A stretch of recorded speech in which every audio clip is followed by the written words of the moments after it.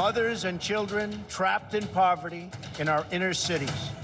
Rusted out factories scattered like tombstones across the landscape of our nation. The crime and the gangs and the drugs that have stolen too many lives. This American carnage stops right here and stops right now. That was Donald Trump's inaugural address in 2017, known as the American Carnage speech, a dark portrayal of the country and both political parties. Steve Bannon was Trump's chief strategist back then and an architect of that speech. Few figures in the MAGA movement are more controversial or more influential. His War Room podcast serves up hard-edged attacks on Trump's enemies, mixed with calls for revenge and retribution. Bannon spent 4 months in prison last year for contempt of Congress. He refused to testify about his conversations with Trump. He still talks with him regularly. In fact, I'm told one of the very first calls that Bannon received after he was released from prison was from Donald Trump. I sat down with Bannon at the Capitol Hill townhouse where he broadcasts the War Room. We've interviewed him before. This time his tone seemed slightly different, a bit less confrontational. Although, as you will hear, he did baselessly call Mark Zuckerberg a criminal. That's the same Mark Zuckerberg who will be attending the inauguration tomorrow as a guest of Donald Trump. I interviewed you just hours before you went into prison, and now we're sitting here again together just hours before Trump's going to be sworn in. And if I remember correctly, we talked at least before and afterwards about how we were going to win this. Right? You were quite confident. Very confident. So he's going to go out there. It's the second inaugural. You were an architect of the first inaugural, which was American carnage and a condemnation of everybody that was around him on that stage. Is he going to do it again? Is this American Carnage 2.0? Because I'm hearing he's not. I'm hearing this is a very different tone. No. Bring the country together, unify the country. What does Steve Bannon think of that? I think it's very appropriate for this. Look at the coalition we put together, what happened on 5 November, right? Look, I realize I'm, always on the attack, but he's president of the United States. He won this victory. He has a big coalition to pull together, and I think he's going to try to unify the country around a course of action that we have to take. I think he'll lay out the challenges, and he'll lay out the beginning in some sort of 60,000-foot level, what his policies and proposals are, but I think it'll all be about unifying the country and going forward together. So does that mean all that talk of retribution is never mind? President Trump has said, and I think in response to you, that his idea of retribution is peace and prosperity. It's security in a new golden age. So prosecuting his enemies, going after the January 6th committee, going after the prosecutors that went after him, Mark Milley, all that stuff's, forget about that? I didn't say that. I think that is different. I don't think that's revenge or retribution at all. And I'm a big believer, and I've said this over and over again. I say it on the show every day. We have obligations to this republic that this can never happen again, and I think we got to go back to the beginning. So what do you make of the fact that sitting there with him, I guess now we're inside, but you're going to see the 3 richest Americans ever. You're going to see Elon Musk, Mark Zuckerberg, Jeff Bezos, prime seats. That doesn't seem like the forgotten men and women that Trump talked about last time. Are you surprised to see that? I am not. They're there as supplicants. They're not there as the oligarchs. Remember what Biden said about the oligarchs. Jonathan, you know better than anybody because you've chronicled this in detail. We had no power. President Trump was out, and I mean when out, the political class in the Republican Party and Fox News turned against him. We're going to make him a non-person. He was banned from their platforms.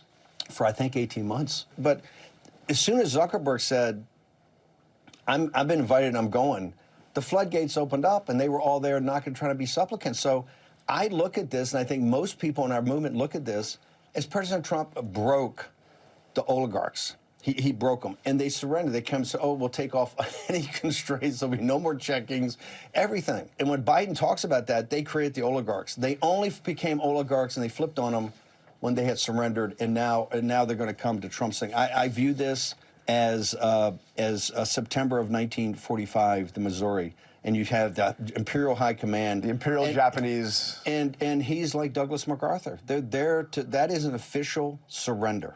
Okay, and I think it's powerful. Mark Zuckerberg is there. Do you believe his conversion? Absolutely not. I think Mark Zuckerberg's a criminal. I think in a properly adjudicated, Criminal. yes, for 2020, for the Zuckerbucks. But I want to see that. I want to see that in a systematic adjudication, either in the House or, I think, better with a grand jury and a special prosecutor to go through 2020. You want Trump's Justice Department under Trump to prosecute I didn't say that. Mark Zuckerberg. I didn't say that. I didn't say that. What I want is the House to do it first. But if they're not prepared to do it, a special counsel set up that looks at the 2020 election and looks at it seriously and adjudicates it. If there's nothing there, there's nothing there. Zuckerberg's, road to Damascus came a little late. It was after the 5th of November. It's very, now he wants to be a bro. He kung fu fights. He's going to UFC. He's got his hair done differently. He's cut. That doesn't hack it with me. That guy will flip on President Trump, and he'll flip on us in a second. When it's convenient for him, he will flip. I mean, there's no evidence that he did anything that affected the outcome of the election. You called Elon Musk a truly evil person. Yeah. It's a little harsh. It was said in context. Let's see what he did is that he came out and he called American citizens. He retweeted something called "Our workers retards," said that we were not up to speed to take any of these jobs. He said that the MAGA movement was a bunch of racists and that they should be turfed out of the Republican Party. And Elon, because he's tweeting all this stuff all the time, he may or may not mean that. But to me, there has to be an accounting for that. Now, listen, like I said, he's done great things. He supported us in 2024, and that was a major reason that President Trump won. Everybody knows he supported the ground game. When you go after Elon Musk the way you have, so harshly, do you get blowback from Trump? Does he reach out to you and say, "Knock it off. This is my ally. This guy helped me"? I never disclose anything in conversation with the president or even with the staff or anything like this. But I would just duly note, I didn't see any leaks in the press about the staff or anybody having problems with it. So I don't ask them. My permission structure is not to go back and ask people for permission because I'm. Well, if Trump told you directly, "Knock it off, Bannon. This is my guy," would you knock it off? If President Trump has a conversation with me, I'll keep that conversation between President Trump and myself. How's that? Donald Trump has them as guests down at Mar-a-Lago. He's at the inauguration. They're in his administration. I mean, I understand you're saying it's a surrender, but let's be clear about this. Trump's not making out. When we say guest, he's not making an outbound call. Yeah. They're stacked up at Mar-a-Lago like planes on a Friday night over LaGuardia. Okay, they're trying to get a landing slot to get in there and be a supplicant. Elon Musk is basically living there. He is living. He's got, I think, a cottage there. I mean, Trump seems to like having him around. I would see him. President Trump would let you know if he didn't. So you have the following that is the kind of ground troops of the MAGA movement. Some, not all, but we have a because people come to us for the information on the show. So what do they want? What do they want? What do they They want hope? President Trump is what they want. And what, they got him. What if he fails to deliver? He's not going to fail to deliver. Is everything going to be perfect as the far right thinks it? No, it's not. And I never pretended it is. I do have a theory based on Thomas Kuhn's The Structure of Scientific Revolutions about paradigm shifts. If you shift the paradigm, eventually they're going to debate on your turf. And right now, I think if you see the hearings of the cabinet officials and see these ideas coming out, America First ideas, right? Populist ideas, populist nationalist ideas. We've shifted that paradigm. There was no pushback from the old Republican Party, and you would argue not much of a pushback from the Democrats. Jonathan, I'm shocked. I thought there'd be Republicans on the panel that were asking hard questions. I thought Democrats would be going nuts, and really from a policy perspective, I sat there.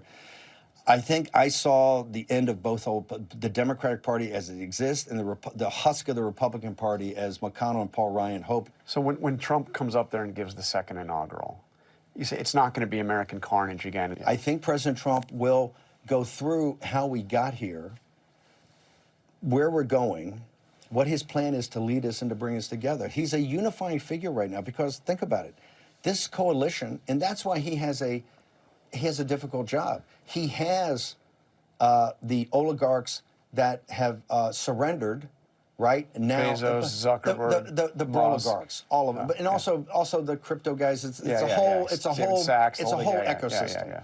You have that. You have working class African Americans. You have South Texas and the Rio Grande Valley. People are now prepared not just to stop voting for Democrats, but to vote for him. He's got kind of the hard right, the MAGA. He's now got financiers. He's got corporatists. He has to hold. His thing is to hold that coalition together. But if you had to have somebody to do it, he's the guy to do it. That's why he is at the level of Washington and Lincoln. And this will be known. And when history's written, Elon Musk, Steve Bannon, Tucker Carlson, Jonathan Karl will all be washed away and forgotten in the footnotes. They'll know two things. And Pelosi will be washed away, Schumer, they'll know two things. Trump and the MAGA movement. But this is changing American politics. American politics, as I said for years, is ultimately going to get a place of two alternative versions of populism. A populist nationalism that President Trump has built up, America first, and you're going to have some sort of still populist globalism that looks like the left may try to come together with. We contacted Meta regarding Bannon's comments about Mark Zuckerberg. They declined to comment.